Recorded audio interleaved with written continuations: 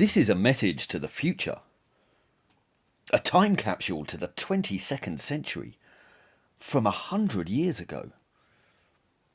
Now, you'll be living in a period where climate change has resolutely failed to destroy planet Earth, where no one has even heard of Brexit because it turned out to be so profoundly inconsequential, and where the derangement of woke identity politics has, hopefully, finally been driven from mainstream culture.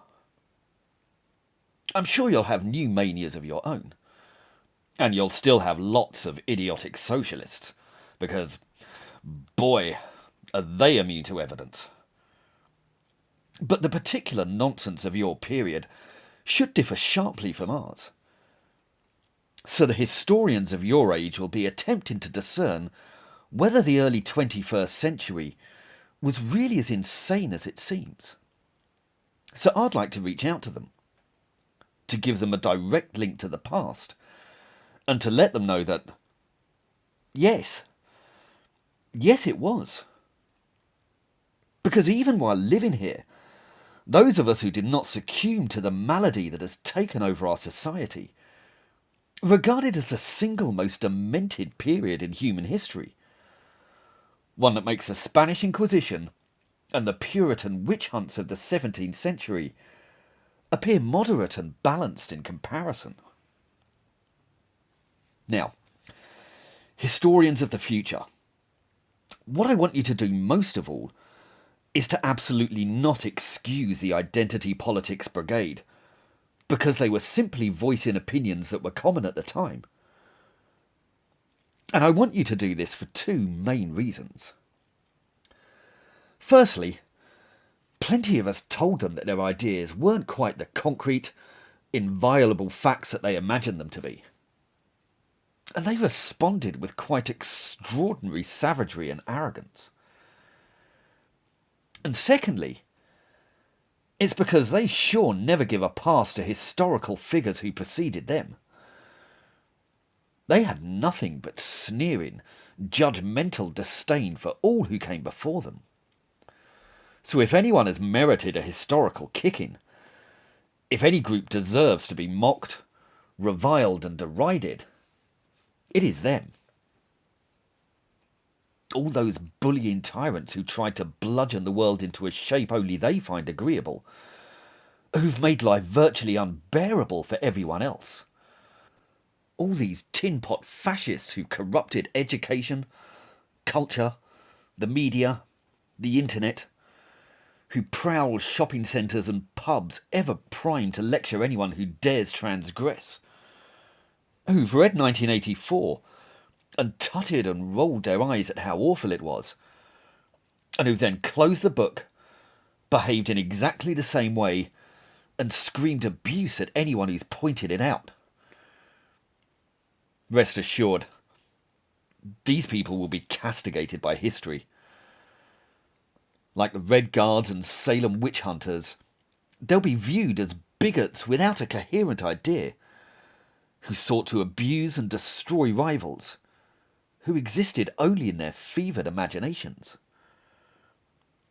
And it was all for nothing, because all the crises that obsessed them existed entirely in their imaginations.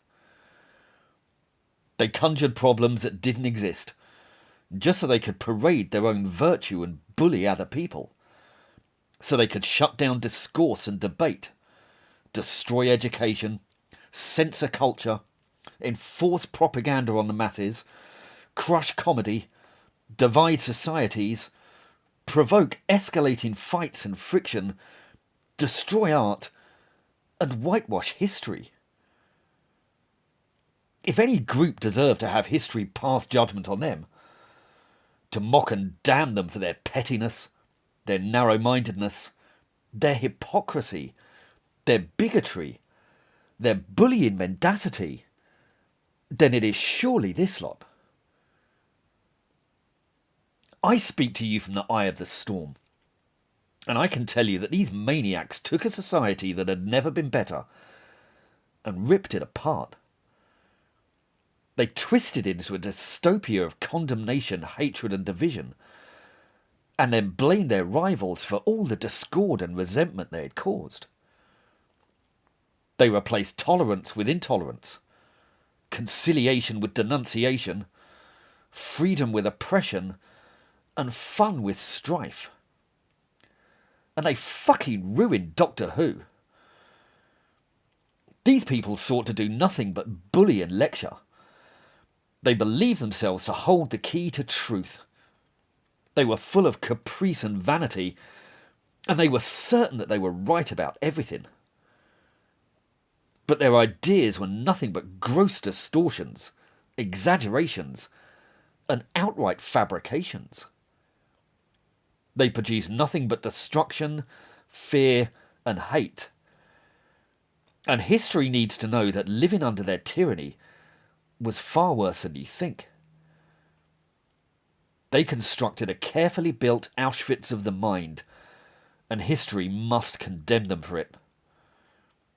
Their body count was insignificant, but in their arrogance, their furious intolerance, their deluded divisive theories, their judgmental puritanism, and their unbridled hate, they're every bit as bad as the Jacobins, the Soviets, the Maoists, the Khmer Rouge, and the Nazis. If they ever notice this video, they'll respond with unbridled hate and abuse. And they'll remain oblivious as to how this proves me right in every word. They don't deserve your understanding, your respect, or your compassion, because these were qualities they never extended to anyone else. They deserve historical infamy. Please, ensure that they get it. If you've enjoyed this film, please like and subscribe. And if you're interested in these topics, I've written 2 books which go into them in extensive detail. They're called The Tyranny of the Left, and they're available on the links below.